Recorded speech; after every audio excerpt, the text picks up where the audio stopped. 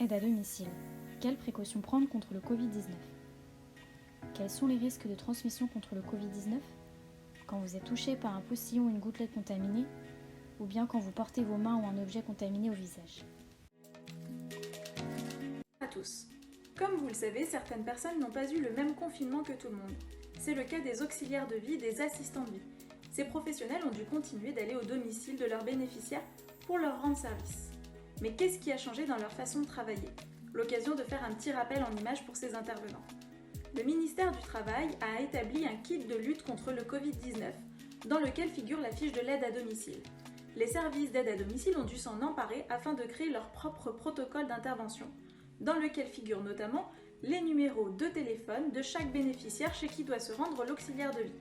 Ainsi, en arrivant au domicile, l'intervenant téléphone au bénéficiaire pour lui prévenir de son arrivée et demande, dans la mesure du possible, qu'il lui ouvre la porte afin de ne toucher ni la sonnette ni la poignée.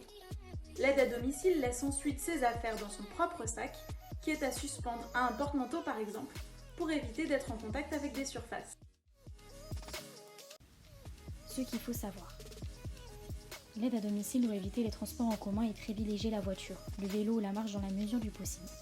Fournissez des lingettes ménagères ou désinfectantes, des sacs poubelles, essuie-tout, bouteilles d'eau.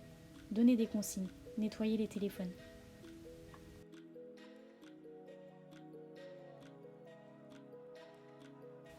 Surtout, évitez de toucher les surfaces.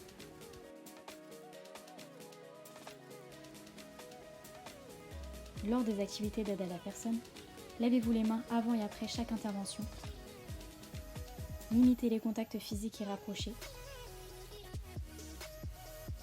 Simplifiez les menus au maximum afin de réduire le temps de présence et les interactions.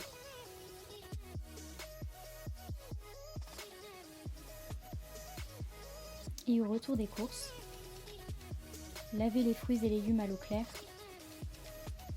Nettoyez les emballages avec un chiffon ou un essuie-tout à usage unique. Retirez les emballages avant de les ranger. Se laver les mains après manipulation des courses. Il faut bien évidemment aérer les pièces au minimum 10 minutes par jour et demander d'isoler les animaux. Comment se laver les mains ? Mouillez abondamment vos mains. Appliquez le savon et frottez paume contre paume. Bien savonner entre les doigts et sur le dos des mains.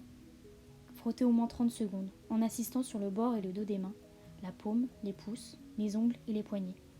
Rincez abondamment. Essuyez, séchez vos mains à l'aide d'un papier essuie-mains à usage unique.